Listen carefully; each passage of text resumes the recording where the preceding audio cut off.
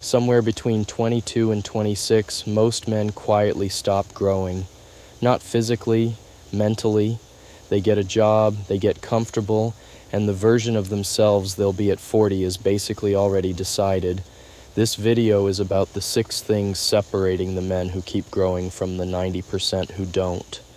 Here's the uncomfortable part. Plateauing doesn't feel like failure. It feels like stability. You've got a routine, bills are paid, nothing's on fire, but stability and growth are not the same thing, and most men mistake one for the other until they're 35 looking back, wondering where the last decade went. Let's break down exactly what causes the plateau and the specific things that prevent it. The first thing that happens is comfort quietly replaces ambition. In your early 20s, discomfort is everywhere. New job, new city, no money.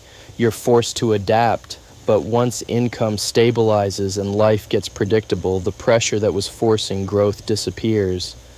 And without external pressure, most men don't generate internal pressure to replace it. They just settle. The fix isn't chaos, it's deliberately choosing one uncomfortable goal at a time. A skill you don't have, a body you haven't built, a conversation you've been avoiding. Second, the social circle stops updating. In school, your peer group changes every year. New pressure, new standards, new competition.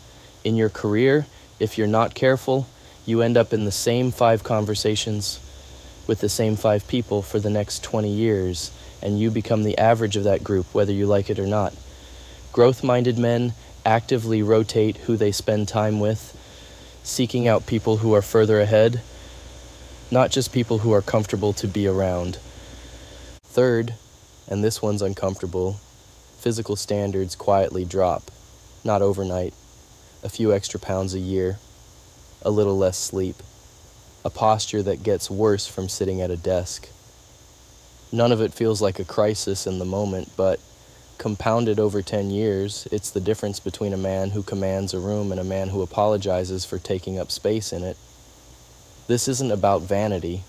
The body is the most visible signal of the standards you hold yourself to. Fourth, skills stop compounding. Early in a career, you're learning constantly because you have to. Once you're competent enough to not get fired, the learning often stops, not because you've mastered the field, but because the pressure to learn is gone. The men who keep growing treat competence as a floor, not a ceiling.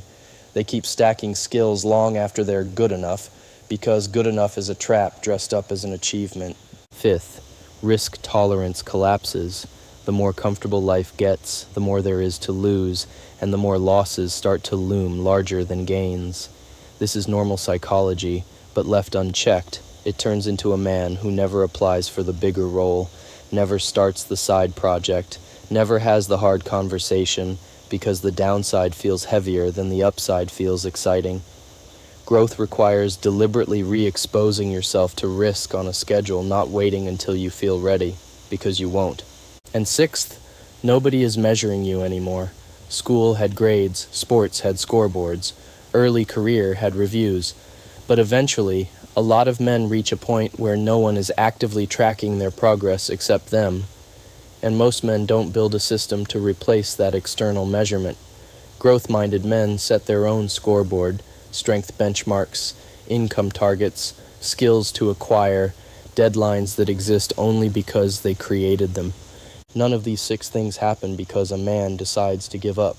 They happen by default, through comfort, not through choice. Which means the fix isn't motivation, it's structure. Build discomfort back in on purpose. Rotate your circle upward. Protect your physical standard like it's non-negotiable. Keep stacking skills past good enough. Re-expose yourself to risk on a schedule. And build your own scoreboard because no one's going to build it for you. If you want the specific framework I use to build a personal scoreboard, comment scoreboard and I'll walk you through it in the next video. And if this hit home, subscribe. This channel is entirely built around not being the 90%.